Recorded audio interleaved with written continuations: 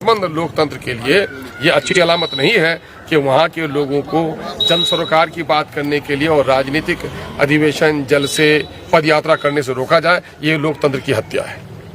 हम इस पर घोर अपना गम का, गुस्से का इजहार कर रहे हैं कि जो कुछ हो रहा है वेस्ट बंगाल में, ये लोकतंत्र की हत्या हो रही है।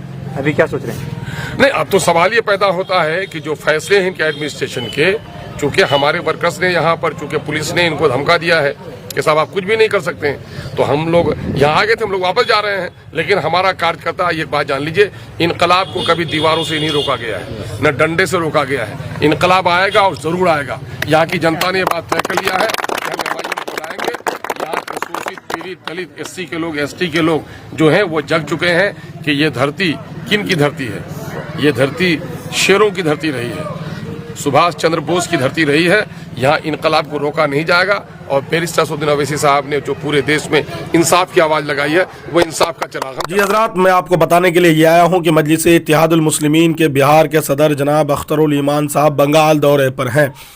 लगातार वहाँ लोगों से संपर्क साध रहे हैं, चुनावी सभा कर रहे हैं। लेकिन इसी कड़ी में जब वीरभूम में मजलिस इत्तेहादुल मुस्लिमीन के बिहार सदर और AIMIM के अमोर के विधायक जनाब अख्तरुल ईमान साहब वहाँ पहुँचे तो ख़बर ये मिली कि प्रशासनों ने, या यूँ कह दे कि दीदी की सरकार ने और ममता सरकार ने, TMC की सरकार ने मजलिस इत्तेहादुल मुस्लिमीन को सभा करने से रोक दिया है और हवाला किसी और के हवाले करके प्रशासन को सौंप दिए। बता दें कि इससे पहले जो खबरें आती थी कि ममता दीदी की तानाशाही चलती है, ममता दीदी तानाशाही के बुनियाद पर सरकार चलाती है, तो यकीन नहीं होता था। लेकिन अब जब ये मामला मजलिस इत्तेहादुल मुस्लिमीन के साथ पेश आया है तो खुले लफ्ज़ों में हम ये कह सकते हैं कि ममता दीदी द्वारा तानाशाही की जा रही है बंगाल के अंदर। क्योंकि मजलिस इत्तेहादुल मुस्लिमीन के सदर को चुनावी सभा करने से रोक दिया गया। ये लोकतांत्रिक का हत्या है, जमहूरियत का कत्ल कहें तो कम नहीं होगा। क्योंकि जमहूरियत की दस्तूर और आइन ने सबको इस बात की इजाज़त दे रखी है कि कोई भी किसी राज्य में जाकर, कोई भी पार्टी कहीं से जाकर चुनाव लड़ सकती है, चुनावी सभा कर सकती है, लोगों तक अपनी बात रख सकती है।